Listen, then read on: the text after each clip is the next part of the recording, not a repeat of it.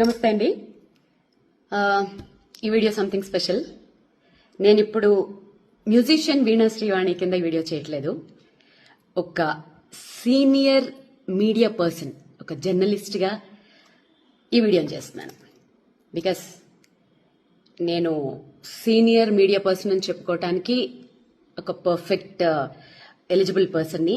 ఎందుకంటే ఇప్పుడున్న మీడియాలో, మన తెలుగు మీడియాలో సో కాల్డ్ పెద్ద పెద్ద ఛానల్స్ లో పనిచేస్తున్న వాళ్ళందరూ నాతో పాటు ఏళ్ల తరపడి వేల ఎపిసోడ్లు చేసిన వాళ్ళు కూడా దాంట్లో ఉన్నారు. అఫ్ కోర్స్ ఆ టాపిక్ పక్కన పెడితే ఈ వీడియో చేయటానికి రీజన్ ఏంటంటే, మీడియా, మా అసోసియేషన్ కంప్లైంట్స్. ఇవాళ నాకు ఇందాక ఒక జర్నలిస్ట్, ఒక పెద్ద ఛానల్లో పనిచేసే ఆయన, నాకు ఆప్తులు, ఒక పోస్ట్ పంపించారు. ఫలానా సో కాల్డ్ ఆస్ట్రాలజర్ మీద ఇలా ఏదో ఎవరికో కంప్లైంట్ ఇచ్చారు, ఎందుకంటే నాగ చైతన్య సమంత గురించి ఏదో చెప్పారు అని. ఇక్కడ నేను ఒక జర్నలిస్ట్గా మాట్లాడుతున్నాను. ఓకే, మా జర్నలిస్టుల్లోనే ఒక జర్నలిస్ట్, నా కొలీగ్ అనుకుందాం, పంపించారు. అంటే సరే, ఒక జ్యోతిష్యం చెప్పిన ఒక మనిషి మీద సో కాల్డ్ ఛానల్స్ గంటలు గంటలు మీటింగులు పెట్టేసి గంటలు గంటలు టైం స్పెండ్ చేసేసి అంత అవసరం ఏముందన్నది అర్థం కాలేదు. ఎందుకంటే మీడియా అనేది ఎంత పవర్ఫుల్ అండి.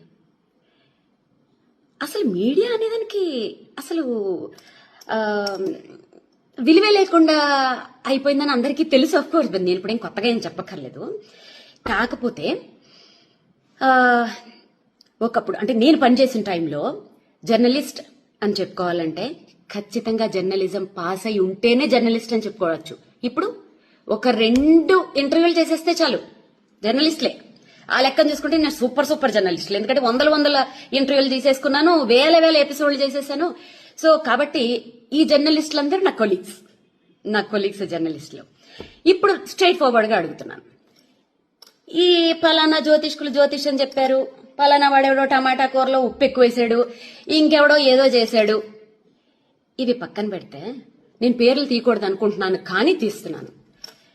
గత నెల రోజుల నుంచి ఈ సో కాల్డ్ ఛానల్స్ లో రాజ్ తరుణ్, లావణ్య, వీళ్ళిద్దరిని వీళ్ళ స్టోరీని కూర్చోపెట్టి ఛానల్స్ కి ఉన్న మినిమం నీకు రూల్స్ కూడా తెలియకుండా, ఒక బీప్ సౌండ్ లేకుండా, నువ్వు వాడితో పడుకున్నావు, నువ్వు దీంతో పడుకున్నావు, బూతులు.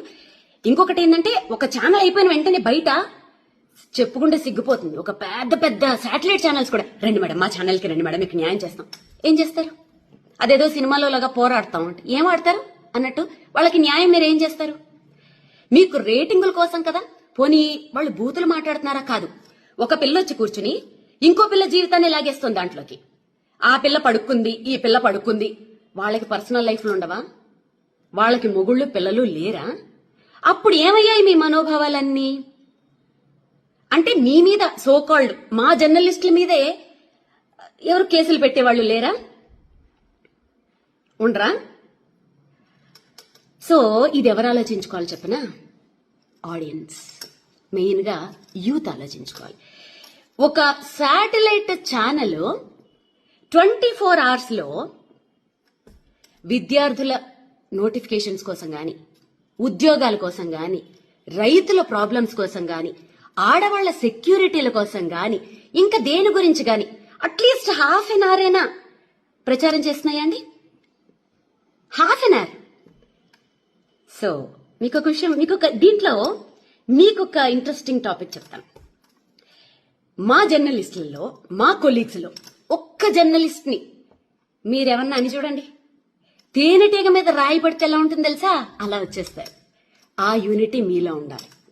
ఓకే, సో కాల్డ్ ఈ మధ్య జర్నలిస్టులు ఎలా తయారయ్యారంటే, క్వశ్చన్లు అడుగుతుంటే కూడా అది క్వశ్చన్ లాగా అనిపిస్తలేవు, నాకు ఇంట్రాగేషన్ లాగా అనిపిస్తుంది. అన్నా ఎందుకన్నా ఆ రేంజ్ లో అడగాలి? మామూలుగా అడగచ్చు కదా క్వశ్చన్లు. కొంతమంది న్యూస్ రీడింగ్లు చదువుతుంటారు, వాళ్ళు న్యూస్ రీడ్ చేస్తున్నట్టుండదు. ఫ్యాక్షన్ డైలాగులు చెప్తున్న ఫీలింగ్ వచ్చేస్తూ ఉంటుంది నాకు. సో ఇంకా ఏదైనా అసలు ఏ ఛానల్స్ అయినా ఒక సెలబ్రిటీని వదులుతుందా?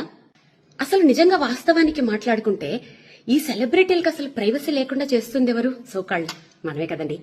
వాళ్ళని ఒక ఎయిర్పోర్ట్లలో బతకనివ్వరు, వాళ్ళని ఒక కనీసం ఫ్యామిలీతో హోటల్కి వెళ్ళనివ్వరు, ఇంకెవరితోటన్నా వెళ్తే ఇంకా మంగళహారతే, వాళ్ళకి నచ్చిన డ్రెస్సులు వేసుకొనివ్వరు. ఎవరండి సెలబ్రిటీలకి అసలు ప్రైవసీ లేకుండా చేస్తుంది? సోకాళ్ళు మనమే కదా, మన జర్నలిస్టుల మిత్రులమే కదండి. ఏదైనా చిన్నది ఇష్యూ వస్తే అసలు ప్రూవ్ అవ్వవు, చిన్నది వస్తే చాలు. మొన్న నిహారిక అమ్మాయి చెప్తుంటే నాకే బాధేసింది. కెమెరామెన్లు వాళ్ళ పెరట్లోంచి గోడలు కూడా దూకేసి అసలు స్నానాలు చేయకుండా మొహాలు గడకుండా 4-5 రోజులు వాళ్ళ కొంపల ముందు దేకేసి వాళ్ళ బయటల కోసం వాళ్ళు దొంగతనంగా వాళ్ళని షూట్ చేసేదాన్ని. ఏ ఎందుకంత దిగజారిపోవాలి మీడియా అంటే అదా? కాదు. ఆఫ్టర్ కరోనా ఏమైపోయిందంటే ప్రతి ఒక్కళ్ళకు కుటీర పరిశ్రమను పెట్టేసుకుంటున్నారు. ఆ కుటీర పరిశ్రమలు ఎంత దారుణంగా ఉంటున్నాయి అంటే, ప్రధానమంత్రి మోడీని మొదలు పెట్టుకుంటే, కొండ మీద వెంకటేశ్వర స్వామిని మొదలు పెట్టుకుంటే, ఒక జీసస్, అల్లా, దేవుడు, దెయ్యం ఏమీ లేదు. ఎవరిని పడితే వాడిని బూతులు తిట్టుకోను, వీడి బూతులు తిట్టేసుకోను. ఇది మనకి ఆర్టికల్ 19A ఇచ్చిన ఒక వరం. ఇక్కడ ఏంటంటే జోకు, ఒకళ్ళ మీద ఒకళ్ళ కేసులు వీటి మీద ఏం పనిచేయవు. అలా పెట్టదలుచుకుంటే ఎన్నో పెట్టచ్చు. సో ఇవాళ పొద్దుట మంచు విష్ణు అన్న ఫోన్ చేసి చాలా మర్యాదగా ఎంత చక్క పద్ధతిగా మాట్లాడాడు పాపం అతను. ఆ కల్చర్ బాగా నచ్చింది. అఫ్కోర్స్ విష్ణన్న ఒక పెద్ద హీరో కొడుకు గురించి ఒక జ్యోతిష్కుడు జ్యోతిష్యం చెప్పాడని కేసులు పెడతామని వీళ్ళు పెడుతున్నారని చెప్పి మీ దగ్గరికి వచ్చిన జర్నలిస్టులని మీరేమడగాలి తెలుసా? 100 మంది ఒక్క సినిమా మీద 100 కుటుంబాలు ఆధారపడి ఉంటాయి. ఓకేనా? ఆ 100 కుటుంబాలని ఒక్క రివ్యూ తోటి సంకనాకి పెంచేస్తున్నారు చూశారు. ఆ రివ్యూవర్లని ఏం చెయ్యాలి ఫస్ట్ అది ఆలోచించండి. దాంట్లో మా జర్నలిస్టులు కూడా ఉండొచ్చు, తప్పేం లేదు. ఎవరినన్నా ఏమైనా చేసి పర్వాలేదు. మరి 100 మంది పనిచేస్తున్న ఆ సంస్థలు నీ రోడ్ల మీదకి తెచ్చేస్తున్న ఫలానా ఈ రివ్యూవర్ల మీద మరి మీరేమి యాక్షన్ తీసుకోరా? అంటే ఆ రివ్యూస్ ఇచ్చే వాళ్లలోనే మా జర్నలిస్టులే ఉన్నారని చెప్పి మీరు ఆలోచిస్తున్నారా? అంటే జర్నలిస్టుల మీద కేసులు పెట్టే వాళ్ళు ఎవరు లేరా? పెట్టకూడదా? జర్నలిస్టులు ఏమైనా దేవుళ్ళా? తప్పు చేస్తే ఎవరి మీద ఎవరైనా కేసులు పెట్టచ్చు. కాకపోతే ఏంటంటే గొంగళి పురుగుల్లో అన్నం తింటూ వెంట్రుకను చూసి అసహించుకున్నారట. అలా ఉంది మా జర్నలిస్టుల కథ. మీరు చేసేదే పనులు, ఒక్కొక్క ఛానల్ ఒక్కొక్క పార్టీకి అంకితాలు. పొద్దున్న లేస్తే అవి తప్ప ఇంకో పనులు ఉండవు. ఏమైనా టాపిక్లు డీవియేట్ చేయాలంటే ఇట్లా ఫలానా పంతులు అట్లా చెప్పాడు, వీడు ఉప్పులో కారం ఎక్కువ వేశాడు, ఆమె ఎవరో 2వ పెళ్ళాన్ని ఉంచుకున్నారు, వీళ్ళెవరో ఇంకొక, సారీ ఇలా మాట్లాడుతున్నాను ఏమనుకోకండి, ఎందుకంటే పెద్ద ఛానల్స్ బీపుల్ లేవు నాకెందుకు ఇంకా. సో ఇంకెవరో ఇంకొక పొలిటీషియన్ ఎవరో 2వ భార్యను ఉంచుకున్నాడు. అబ్బా అబ్బా అబ్బా అబ్బా, ఇవి తప్ప మీడియా అంటే ఇదా? ఇంత దరిద్రమా? సో ఫైనల్గా నేనేం చెప్తున్నానంటే, యూత్ మారండి. వాళ్ళు ఏమంటారు తెలుసా మీడియా వాళ్ళు? మంచి వీడియోలు పెడితే అసలు ఎవడో చూడట్లేదండి అని మీకే ఇస్తున్నారు. పోరాడండి, హ్యాష్ట్యాగులు పెట్టండి పెద్ద పెద్ద ఛానల్స్ కి. మాకు ఈ చెత్త ప్రోగ్రాంలు వద్దు, ఉపయోగపడే ప్రోగ్రాంలు వేయండి. మా లైఫ్ కి మా జీవితాలను నిలబెట్టే ప్రోగ్రాంలు, గవర్నమెంట్ ని ప్రశ్నించే ప్రోగ్రాంలు మీరు వెయ్యండి. హ్యాష్ట్యాగులు పెట్టి ఫైట్ చేయండి. మీరు ఫైట్ చేస్తే సాధించలేందా? తెలంగాణ అలా సంపాదించుకున్నది కాదా? ప్రతి రాష్ట్రంలోనూ అలాంటి సంపాదించుకున్నవి ఎన్ని లేవు? మీకోసం ఫైట్ చేయండి. ఎంటర్టైన్మెంట్ కావాలంటే మీ ఫ్యామిలీ మెంబర్స్ లో, మీ ఫ్రెండ్స్ లో వెతుక్కోండి. అంతేగాని మీడియాలో ఎంటర్టైన్మెంట్ కోసం మీ జీవితాలను నాశనం చేసుకోకండి.